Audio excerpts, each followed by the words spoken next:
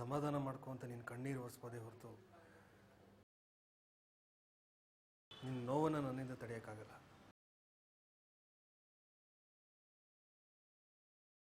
ಆದರೆ ಏನು ಮಾಡಲಿ, ನೀನು ಈ ರೀತಿ ನೊಂದ್ಕೊಳ್ಳೋದನ್ನು ನನ್ನಿಂದ ನೋಡೋಕ್ಕಾಗ್ತಿಲ್ಲ.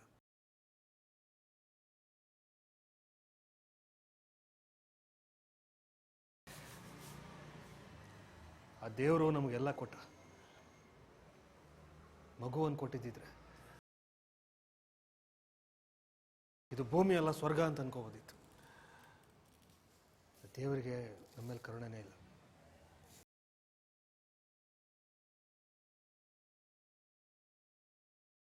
ನೋಡು, ನಾವಿಬ್ಬರು ಮದುವೆಯಾಗಿ 4 ವರ್ಷ ಆಗಿದೆ ಅಷ್ಟೇ. ಮದುವೆಯಾಗಿ 15-20 ವರ್ಷ ಆದಮೇಲೂ ಮಕ್ಕಳಾಗಿರೋ ಉದಾಹರಣೆಗಳಿದೆ. ಅಂದಮೇಲೆ ನಾವು ಯಾಕೆ ನಂಬಿಕೆ ಕಳ್ಕೋಬೇಕು?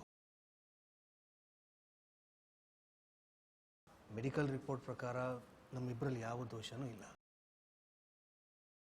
ಸಾಕಷ್ಟು ದೇವರುಗಳಿಗೆ ಹರಕೆ ಹೊತ್ಕೊಂಡಿದ್ವಿ. ನನಗೆ ನಂಬಿಕೆ ಇದೆ ರುಕ್ಮಿಣಿ, ನೀನು ತಾಯಿ ಆಗ್ತೀಯ, ಖಂಡಿತ ಆಗ್ತೀಯ. ಒಂದಲ್ಲ 1 ಡಜನ್ ಮಕ್ಕಳಿಗೆ ತಾಯಿ ಆಗ್ತೀಯ ನೀನು.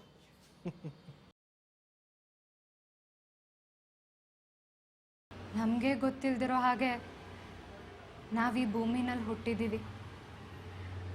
ಬುದ್ಧಿ ಬಂದ್ಮೇಲೆ ಗೊತ್ತಾಯ್ತು ನಾವು ಬಡವ್ರ ಮನೆ ಮಕ್ಕಳಾಗಿದ್ದೀವಿ ಅನ್ನೋದು.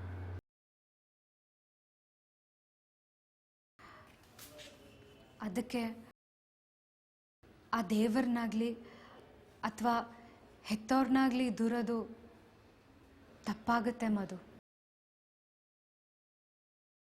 ಹಾಗಂತ ಹಣೆ ಬರನೇ ನಂಬ್ಕೊಂಡು ಕಾಂಪ್ರಮೈಸ್ ಆಗಿ ಅದೇ ದಾರಿನಲ್ಲಿ ಹೋಗೋದು ಸರಿಯಲ್ಲ.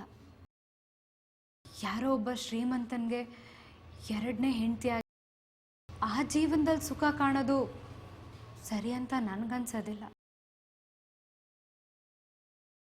ಒಂಟಿಯಾಗಿ ಹೋರಾಡಿ ಗೆಲ್ಲಬೇಕು.